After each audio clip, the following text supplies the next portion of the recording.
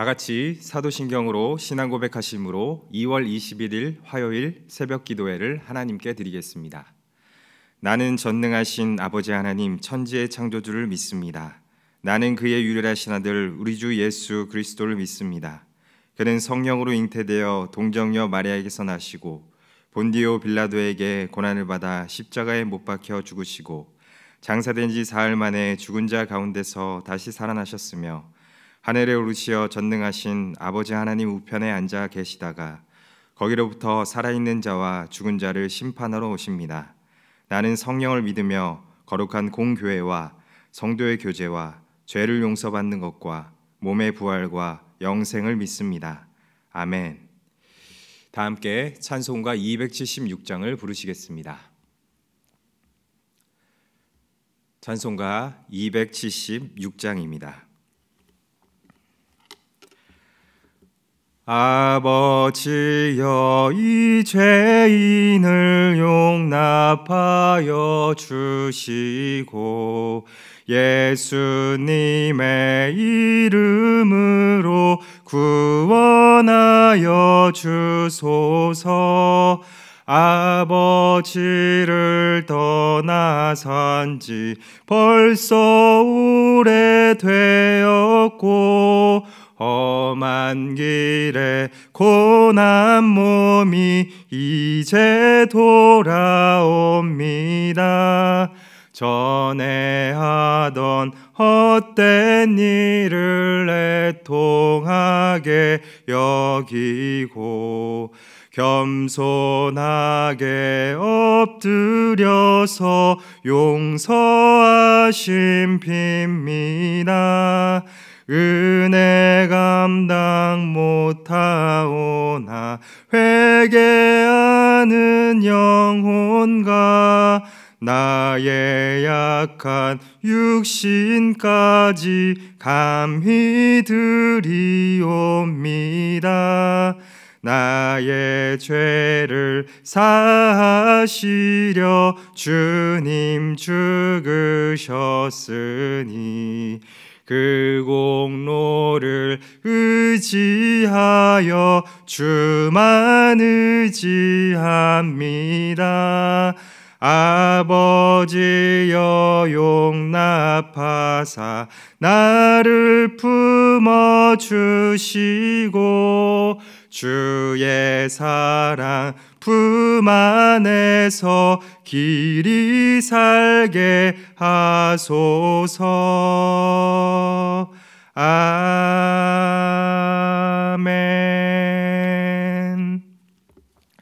오늘 우리에게 주시는 하나님의 말씀은 사무엘상 15장 24절에서 35절까지의 말씀입니다. 우리 구약성경 433면에 있습니다. 사무엘상 15장 24절에서 35절까지의 말씀을 교독하겠습니다. 사울이 사무엘에게 이르되 내가 범죄하였나이다. 내가 여호와의 명령과 당신의 말씀을 어긴 것은 내가 백성을 두려워하여 그들의 말을 청종하였음이니이다.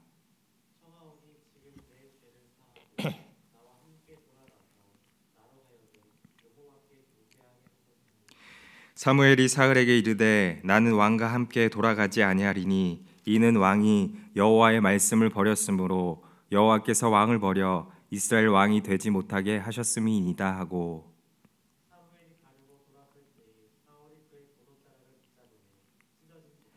사무엘이 그에게 이르되 여호와께서 오늘 이스라엘 나라를 왕에게서 떼어 왕보다 나은 왕의 이웃에게 주셨나이다.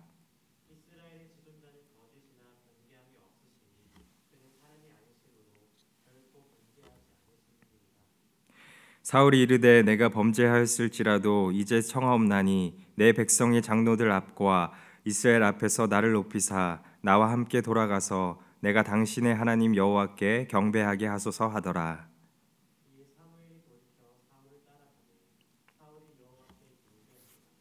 사무엘이 이르되 너희는 아말렉 사람의 왕 아각을 내게로 끌어오라 하였더니 아각이 즐거이 오며 이르되 진실로 사망의 괴로움이 지났도다 하니라.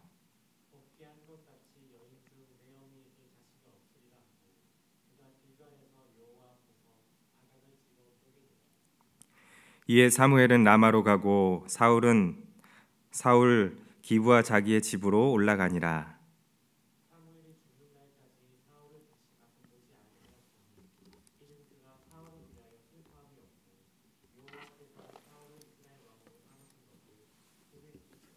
아멘.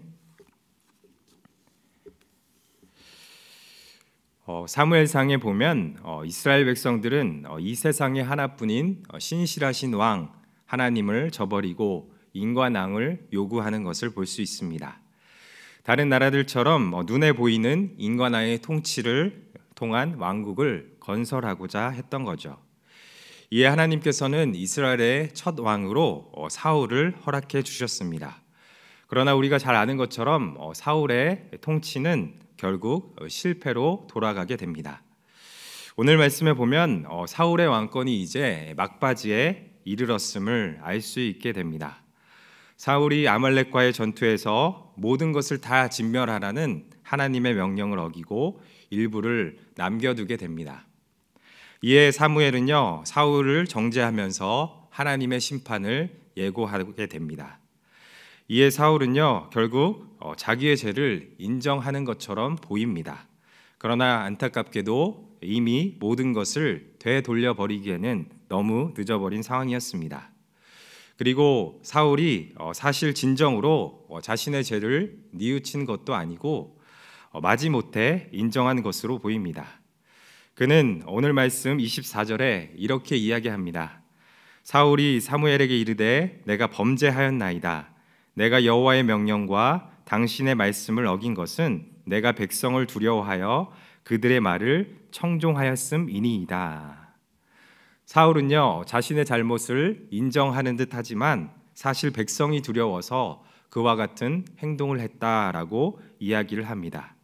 여전히 자기 자신은 책임이 없고 백성에게 책임이 있음을 이야기하고 있는 것입니다. 결국 자신의 잘못이 아니라며 회개하지 않는 그런 안타까운 모습을 보이고 있습니다. 그런데 우리는 여기서 사울의 회개에 대해서 한번 생각해 보게 됩니다.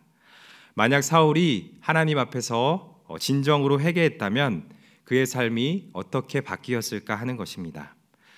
그렇게 회개했다면 분명 하나님께서는 그를 용서해 주시고 한 번 더 기회를 주시지 않았을까요? 왜냐하면 하나님께서는요, 사람이 진심으로 회개할 때에 반드시 용서해 주시는 긍휼과 자비가 풍성하신 하나님이시기 때문입니다. 그렇게 사람이 무슨 잘못을 하고 어떠한 죄를 범하였다 할지라도 진심으로 회개하면 하나님은 반드시 용서해 주신다라는 겁니다. 그럼에도 불구하고 사울의 죄가 용서받지 못하고 왕위에서 내려올 수밖에 없었던 것은 그가 회개했던 것이 진정한 회개가 아니라 어쩔 수 없이 한 가짜 회개이기 때문일 것입니다. 그렇기에 그는 아무런 기회를 얻지 못한 채 왕의 자리에서 내려올 수밖에 없었던 겁니다. 이렇듯 여러분, 이 회개라고 하는 것은요, 가장 중요한 것이 진정성입니다. 하나님 앞에서 자신의 잘못과 죄악을 진심으로 고백하고 또 용서를 구하면서 또 다시는 그와 같은 죄를 범하지 않는 그 진정성 있는 것이 바로 이 진정한 회개다라고 하는 것이죠. 이런 회개는요, 반드시 하나님께서 너그러이 받아주시고 또 용서해 주신다라는 겁니다. 여러분, 이 다윗도 보시면요, 엄청나게 큰 죄를 저질렀습니다. 사실 사울과 다윗을 비교해 보면 다윗이 겉으로 보면 더 큰 범죄를 저질렀다라는 거죠. 다윗은 밧세바를 간음하기도 했고 또 우리아를 살인하는 죄도 저질렀습니다. 엄청나게 큰 죄라고 하는 것이죠. 그러나 다윗이 사울과 달랐던 것은 무엇일까요? 자신의 잘못을 깨달았을 때 핑계대지 않고 시인하면서 또 자복하면서 하나님 앞에 회개했다라고 하는 것이죠. 나단 선지자가 와서 다윗의 죄를 지적했을 때 그는 그 자리에서 자신의 잘못을 인정했을 뿐만이 아니라 즉시 애통하며 회개했던 것을 볼 수 있습니다. 그럴 때 하나님께서 결국 다윗을 용서해 주시지 않습니까? 물론 죄로 인한 형벌은 받게 되었지만 그래도 다윗이 왕권을 이어갈 수 있도록 하나님께서는 그를 용서해 주시고 또 자비를 베풀어 주셨다라는 겁니다. 그리고 그는 훗날 하나님 앞에 하나님께 합한 사람이다라고 평가를 받기도 했습니다. 이처럼 회개라고 하는 것은요, 죄가 드러나서 억지로 또 마지못해서 습관적으로 하는 것이 아니고요, 하나님 앞에 진정성을 가지고 그 즉시 하는 것이 이 회개다라고 이야기를 할 수 있다라는 겁니다. 여러분, 우리는요 부족하고 연약한 사람들입니다. 그렇기 때문에 하나님 앞에 죄를 지으면서 하나님과 멀어지게 되는 경우가 많이 있습니다. 그러나 그 순간 중요한 것은요, 자신의 죄를 깨닫고 그 즉시 하나님 앞에 나아가서 회개하는 겁니다. 그러면 하나님께서는요, 다윗처럼 우리를 용서해 주시고 다시금 새로운 기회를 허락해 주실 줄 믿습니다. 다윗은 시편 51편 17절에서 밧세바를 범한 자신의 죄를 회개하면서 이렇게 고백했습니다. 하나님께서 구하시는 제사는 상한 심령이라 하나님이여 상하고 통회하는 마음을 주께서 멸시하지 아니하시리이다. 아멘.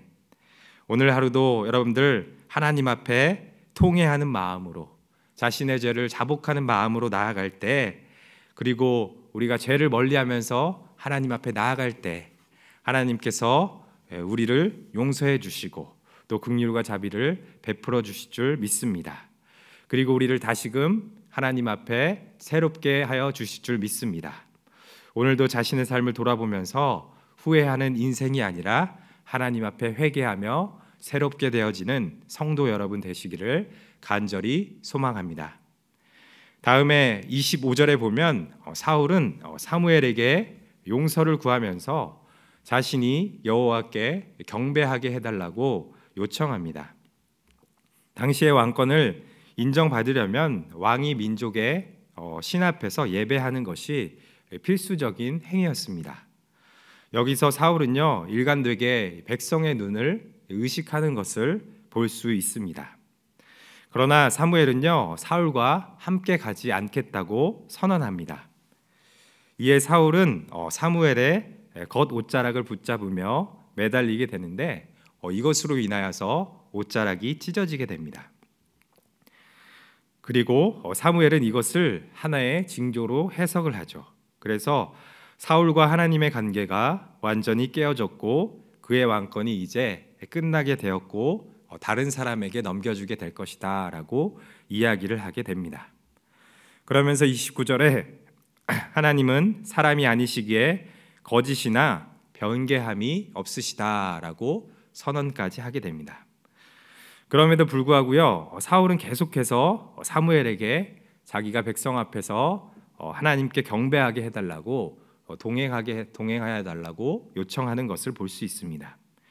이는 백성이 보는 앞에서 자기의 위신을 계속 세워달라라고 이야기하는 것이죠.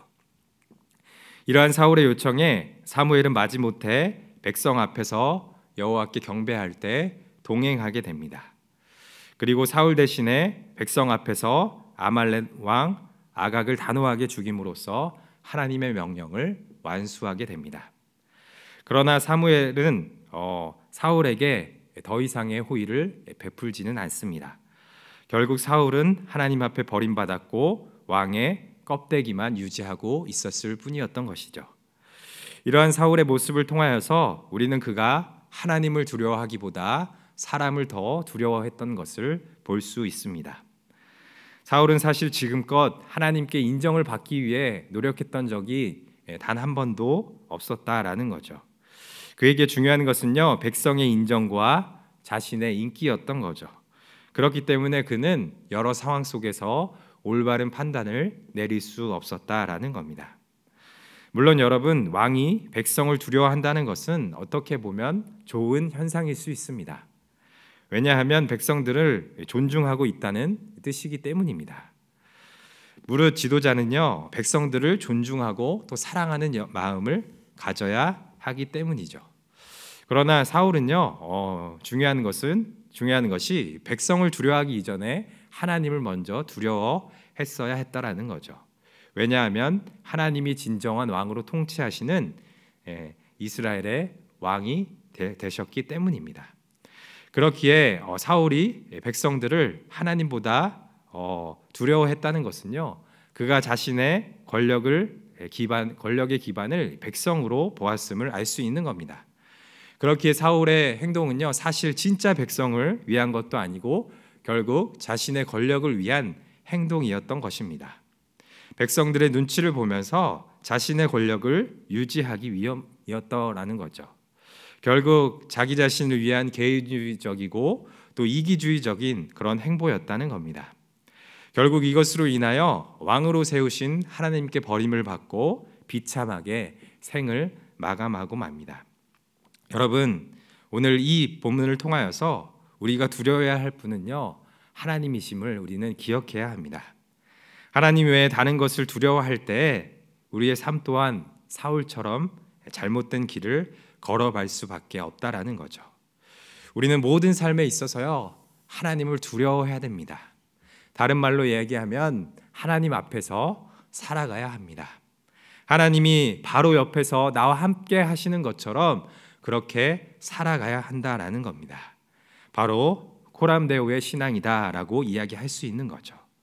바로 하나님이 나의 앞에 계시기 때문에 내가 그 하나님 앞에서 행동하면서 내가 어떻게 하나님 보시기에 기쁘게 행동할까라고 고민하면서 살아가야 된다라는 겁니다. 그렇게 살아가는 것이 결국 여러분 나를 위한 것이기도 하지만 또 다른 사람을 위한 행동이기도 하고요. 결국 이 모든 것이 하나님의 영광을 위한 길이다라고 하는 것이죠. 오늘 하루도 여러분들 우리가 두려워해야 할 분 바로 하나님이십니다. 그 하나님을 경외하시면서 하루 동안도 승리하는 우리 성도 여러분들 되시기를 간절히 소망합니다. 다음에 34절에서 35절에 보면 사무엘은 라마로 가고 사울은 기브와 자기의 집으로 올라갔다라고 이야기를 합니다. 그리고 사무엘이 죽는 날까지 사울을 다시 가서 보지 아니하였다라고 기록하고 있습니다. 물론 사무엘이 이렇게 한 것은요, 하나님에 대한 사울의 행동이 도를 넘어섰기 때문입니다. 그러나 우리는요, 반대로도 생각할 수 있어야 된다라는 거죠. 사무엘이 가지 않았더라도 사울은요, 사무엘을 찾아갔었어야 했습니다. 사무엘은 당시에 선지자였고 또 하나님의 뜻을 대언했던 사람이기 때문입니다.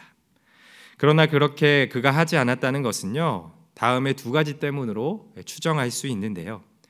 먼저는 사무엘이 제사가 끝나기 전에 자기가 살려둘 것을 명령한 아각을 사무엘이 직접 처단했기 때문에 사울은요, 굉장히 자신의 권위가 손상되었다라고 생각하면서 또 자존심이 많이 상했다라는 것입니다. 그리고 다음은 더 이상 이래라 저래라 하는 사무엘의 간섭을 받고 싶지 않았던 거죠. 이 말은 하나님의 말씀을 더 이상 듣고 싶지 않았다라는 뜻으로 해석이 됩니다. 결국 하나님의 말씀 또 선지자의 말씀을 듣고 싶지도 않아 했고 자기 자신이 하고 싶은 대로 했던 것이 바로 사울의 모습이었다라는 겁니다. 여기서 우리는 사울의 오기와 또 교만한 모습을 다시 한번 살펴볼 수 있게 됩니다. 그는 왕권 마지막에 결국 사무엘의 말을 듣지도 않고 자신의 마음대로 행동하면서 왕권을 휘둘렀던 것을 볼 수 있습니다. 하나님의 말씀을 듣지 않고 자신의 뜻대로 행동했던 것입니다. 결국 이러한 교만한 모습이 패망의 길로 그를 인도했다라는 겁니다. 여러분, 우리는 날마다 하나님의 말씀을 들으면서요, 하나님의 뜻을 구할 수 있어야 합니다. 이것저것 저버린 채 자신의 생각과 경험대로 행동하면서 오기를 부리고 또 교만하게 행동한다라면 결국 우리의 인생은 사울처럼 실패할 수밖에 없다라는 겁니다. 사람은 누구나 오기가 있고 또 고집이 있습니다. 나이가 들고 또 지식이 쌓일수록 다른 사람의 말을 귀담아 듣지 않는다라는 겁니다. 내 경험과 내 생각과 내 판단이 무조건 옳다라고 생각을 합니다.